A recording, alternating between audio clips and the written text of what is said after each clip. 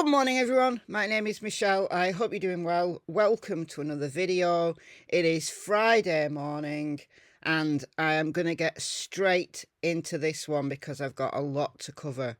This is really interesting information that has come out over the last few hours regarding the Idaho 4 murders. Before I get into the main topic of this video, I've got two things to say. Firstly, channel members, look out for a video coming out later just for you guys. It's a very funny blooper. Secondly, related to the Idaho 4, I am aware of the talk that's going on about Kaylee's LinkedIn. I'm mentioning this even though this is not the topic of this video because I know people will ask me about it, so I'm getting in front of that. I know about it. I don't know what to make of it. For those of you who haven't heard, a creator spoke to Kaylee's sister, Olivia, and Olivia said that Kaylee's LinkedIn went active, so logged in, on the night of the 13th of November. Now, Kaylee and Dana, Maddie, Ethan were all murdered in the early hours between approximately 3 and 4 a.m. of November the 13th. So the night of the 13th, so the 13th, nearly the 14th, she was already dead. Why did her LinkedIn go active? And then, according to Kaylee's sister Olivia, it was then deleted. And the family asked the cops if they'd done it, and they said no, they hadn't done it. So it's curious. Now, I don't know what to make of it. Did somebody have access to Kaylee's LinkedIn? Did somebody delete it because there's incriminating things on there? I have no idea, but I know there's lots of speculation, lots of rumours about it. But look, rest assured, guys, the cops will get to the bottom of that if they've not done so already, because they'll be able to find out where that account logged in on, where it was when it logged in. So I don't know what to make of it. I'm just mentioning it because I know that it's out there. But what I want to focus on is a couple of things, actually, based on some Reddit posts that were made by a friend of Jack D. Now, these come from Reddit. Make of it what you will. Right? This is just somebody writing on Reddit. I'm giving full credit to Teresa from CriminaliTy, the channel CriminaliTy. Please go over there and subscribe to CriminaliTy. She puts some really good stuff out. And she found these posts. The account, the friend of Jack D, has since deleted or made inactive his Reddit account. So some of them she had to get not from Reddit, but from an app that shows you deleted Reddit posts. I didn't even know such a thing existed. So I would not have got these. I would not have known about these had it not been for the live that Teresa did over on her channel, CriminaliTy. So full credit goes to Teresa. There are more Reddit posts that Teresa showed than I'm showing here. I just want to talk through the ones that I found the most interesting. I'll leave a link to Teresa's live in the description box. Please go over and check it out. And I'm not showing these in the order that she showed them. And they weren't all on the same day. They were all kind of at different times. So make of this what you will. This is somebody who claims to be an alibi of Jack D. It's very compelling. It's very interesting, but it's just somebody writing on Reddit. I happen to believe him. I think he sounds legitimate. The cops have all that information, so it's up to you. Let me know in the comments whether you find this compelling, whether you believe him, or you think he's a BSer. It's up to you to make that decision, but personally, I think these are really interesting. Okay, so again, these are in the order that I've put them in, not the order that they appeared on Reddit or the order that Teresa showed them in. I'm just putting them in an order where I'm most able to kind of talk through a story. Okay, so the account is It Wasn't Me 2000, and apparently this account is no longer active. But this guy says, we're classmates. So this is of Jack D, talking about Jack D. We're classmates. I live on Queen. I was at the Sigma house that night before some other friends and I dipped to Pullman to my girlfriend's house. So early on in the night, so this would be November the 12th, he was at the Sigma Chi party, the same one that Ethan and Xana went to. But he left early because him and some friends went to Pullman, which is a few miles away, to go to this guy's girlfriend's house. So he clarifies this a little bit further and says, went to a party in Pullman at like 8:30 to 9. And then what he did after that, he drove back to Moscow with food, ran folks on COD and PUBG. So COD is Call of Duty. So he was basically gaming all night. Once he came back from this party in Pullman, he was gaming all night at Jack D's house. So he doesn't live with Jack D. He's Jack D's classmate, knows him very well. And him and some guys, presumably Jack D's housemates, they were gaming all night. I remember the sun was coming up and I went to Breakfast Club before I went back home. So he was at Jack D's all night gaming on COD and other games. And then he went to get some breakfast and then he went back home to go to sleep. I checked my Breakfast Club receipt and it was 7:20 I got home, maybe 5 or 10 minutes after that. Ate and crashed. Woke up to texts from people telling me what happened. So that would have been later on November 13th. So this is his theory. Now, he's not sure about what happened. This is his theory. Some psycho on campus has wanted to kill somebody and targeted their house because they knew it was prone to being left unlocked. Our theory is that they saw the opportunity and took it. In through the second floor sliding door, into Xana and Ethan's room, then upstairs to Kaylee and Maddie, and then back down and out the same sliding door. I don't think they knew the layout of the house that well, and that's why they never went downstairs to Dylan and Bethany. People are assuming Kaylee was the target, but then you would have to explain why the killer stopped back on the way out to kill Ethan and Xana, and risk leaving more evidence and getting caught. This was a crime of opportunity, the opportunity being the unlocked door, not a personal vendetta against one of the four. Kaylee, Maddie, Ethan and Xana were all well liked. They didn't have problems with people. They weren't mean to people. They were just normal. That tells me this person knew who they were, but didn't really know them then. Now, that's just his theory. But in some other posts that he made, he talks about the 4chan posts and talks about the Sigma Chi party. So he's just theorising just like everybody else. He's just as confused as everybody else as to why this happened. So he says, I know the cops told the families not to say certain things, even things the family found out on their own. But they did not coach them to say that Jack wasn't the murderer. Now, this is addressing this thing that went round, I don't know whether it's still going round, that Kaylee's family are only supporting Jack because the cops have told them to, which is nonsense. There's going to be more interviews once all the DNA evidence is processed, but I know it wasn't Jack, so all this, the family is being coached talk, is nonsense. So then he goes on to explain why he knows that Jack D did not do this. So somebody says to him, you corroborated that he was asleep. So he's corroborating that he didn't leave the house. So Jack didn't leave the house. There were 4 of us awake in the living room all night until the sun came up, including myself, who got back there from Pullman around 2. None of us ever saw or heard anybody leave. Jack isn't going to kill 4 people, especially 4 people that he was friends with. So we now got a time as to when this guy, don't know his name, it wasn't me, 2000, saying he got back from that party in Pullman around 2, and then he was gaming all night till 7ish, and then he went to Breakfast Club. And he says that Jack was in his room and did not leave, and they would have known if he left. Now, you might be saying, well, his friends are lying for him.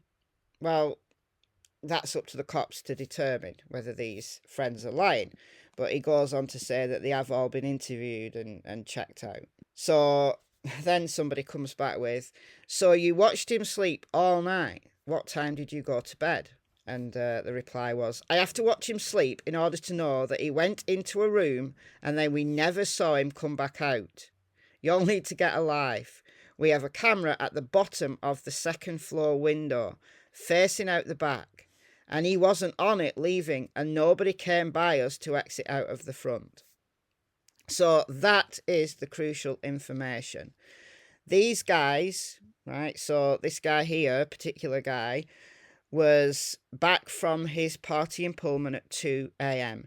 They saw him going into his room, and then he did not come out. There's a camera covering one exit, and then they were in the front, and they would have seen him if he'd gone out the exit closest to them. Now, that's pretty compelling to me. We know, well, at least we think we know, that Jack D was in the corner club. We see the surveillance still photo taken from a surveillance camera at 1:32 a.m. on the 13th of November with Kaylee and Maddie just leaving.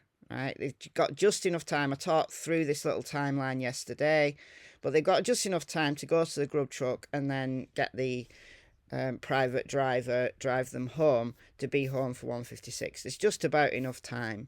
And there's a guy there that lots of people are speculating is Jack D. Now, apparently, the family have confirmed that they believe it is Jack D, but I don't know, right? I think it looks like Jack D. But it's inconsequential. As I said in my video when this information came out, I made a little video about it. So what? So what if he was out? No one has said that he wasn't out. All that's been said is that he was asleep, so he didn't answer his phone when Kaylee and Maddie were calling him between 2:26 and 2:52. It's inconsequential, isn't it? Now, maybe he left just after Kaylee and Maddie, or even at the same time as Kaylee and Maddie. Maybe he went straight home, or maybe he stayed a little bit longer and then went home. But if this friend here on Reddit got back at 2, well, maybe Jack D also got back around that time, and then he went to bed. So he could have had his phone on Do Not Disturb. I have my phone on Do Not Disturb. You're never going to get me however many times you ring me in the night. You are never going to get me because I always have my phone on Do Not Disturb. And then it goes back to calls, you know, being heard at 7 a.m. That's what I have my phone set on. Maybe he has his on Do Not Disturb. Maybe his phone was on silent. Maybe his phone had run out of juice and he just didn't check his phone. But if he was asleep by 2:26, well, fair enough. He went straight to bed. Maybe he was tired and they did not see him leave. I find that very compelling. So this is the map showing where the camera is on Jack D's place, where the camera faces on Jack D's place, and where the house where the 4 were murdered. So this is the house where the 4 were murdered. This is the front. So this will be Queen Road here. This is the front. And then that's that track that goes up the side. Backyard there. So this is Jack D's place here. And the camera is facing out this way towards the road. Now, apparently, according to this guy, this is the camera that caught the girls, Kaylee and Maddie, coming home and the private driver dropping them off and then leaving. So I think this camera has done a lot of verification for the cops.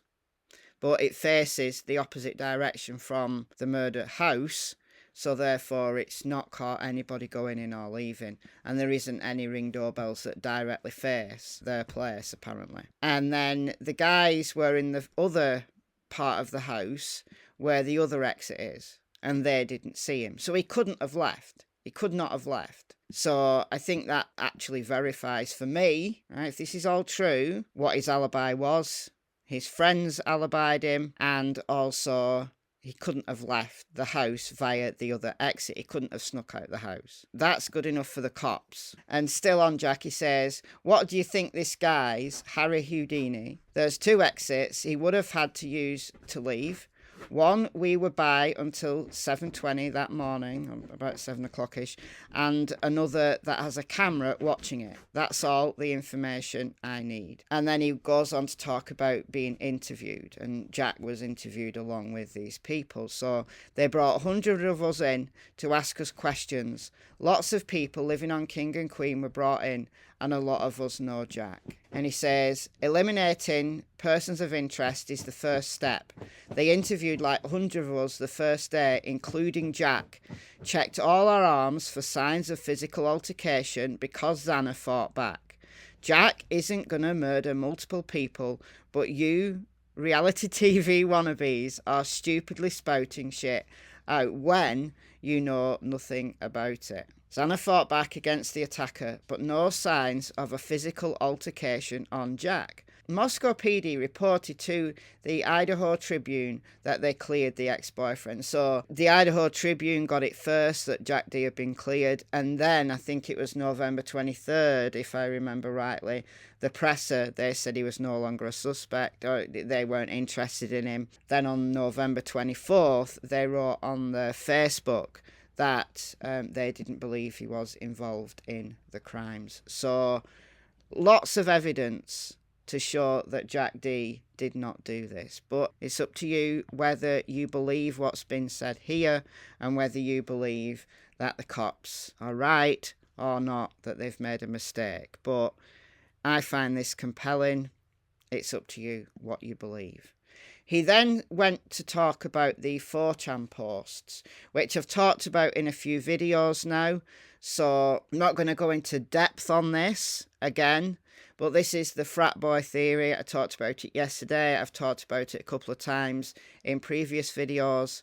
So this guy says, you're talking about the 4chan posts. I saw the post and there's a lot of stuff true in that post. Like, I don't know who posted it, but it's legit someone from school, so someone from the university. There's no way a rando would know some of that. Like being able to see the King Road house from David's bedroom at Sigma. So David is one of the people who was named in the 4chan post. This is one of the 4chan posts. There are quite a few others. I've shown those before. This is not the guy now from Jack's house. This is the guy or whoever has been writing on 4chan. So your Catholic homeboy David B, playing white, super lame, and is the alibi for his boyfriend, the other person who we'll call L. So this 4chan person, writing on 4chan, says L killed all of them while B stood by in the area. Lacrosse and wrestling for L with his K-bar. That knife is in Garden City. Planned and talked about it in high school at Bishop Kelly. Absolute C-word. 20 years. Check B's Twitter. Well, I don't think we can because I think he's took it down. Not funny. Pathetic. And there's lots of other posts that talk about the killing was done in 19 minutes, there and back. So make of it all what you will. I find the frat boy theory compelling. I don't know whether these 4chan posts are in any way truthful or not. Even if they're not, though, I still find the possibility that someone from the fraternity or in collaboration with any sorority girls that had problems with the girls who were murdered. I don't know, it's just all compelling, and it's even more compelling that the police have said that they're not interested in certain people, but have not come out as of yet to say that they're not interested in anybody from the fraternity. That's still, as far as I know, an ongoing investigation. Before I sign off, I want you to listen to this. So this was sent to Teresa during her live on her channel CriminaliTy. And this is B saying that the 4chan posts are nonsense. So again, make of this what you will. But this is B. You want to go now? Yeah, go ahead. Okay. So these are from David Barachoa. This person wasn't from our fraternity. I don't know why people keep speculating that. There is like 70 people, not even, in our house. I know every single person in the house by first and last name. I know almost everyone's parents. This is not just like a fraternity in the South where there's like 200 members and some people kind of know each other.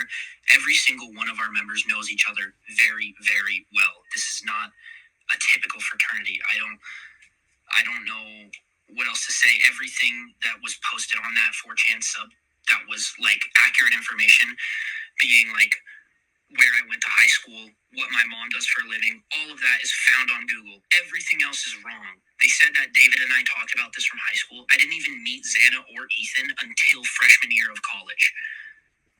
So there's just so much information that's just not right. And if like these people were connected to Moscow or the situation at all, they would know that, but they're not. They're just dumb, and they just wanted to make this up. But yeah, no, this is a really rough time for all of us right now, and I just wish people would stop.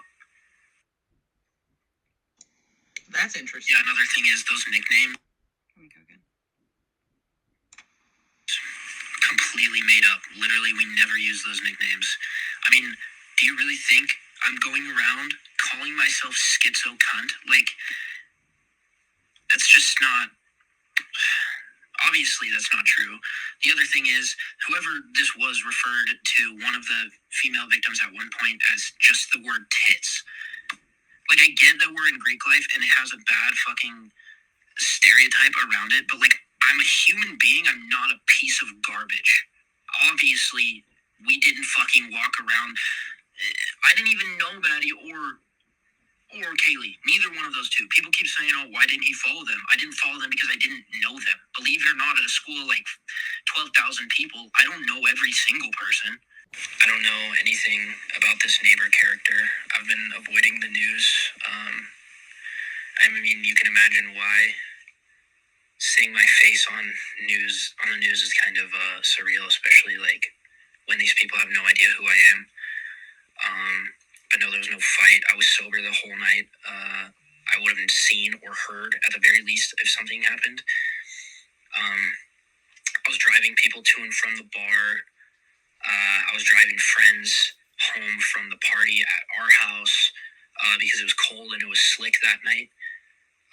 But no, there was no fight at all. David was with his girlfriend the whole time. I was with a myriad of different people, So those are the voice clips from B. Somebody sent these in while Teresa was live. So interesting. Very interesting. Do we absolutely know beyond a shadow of a doubt that that is B? No.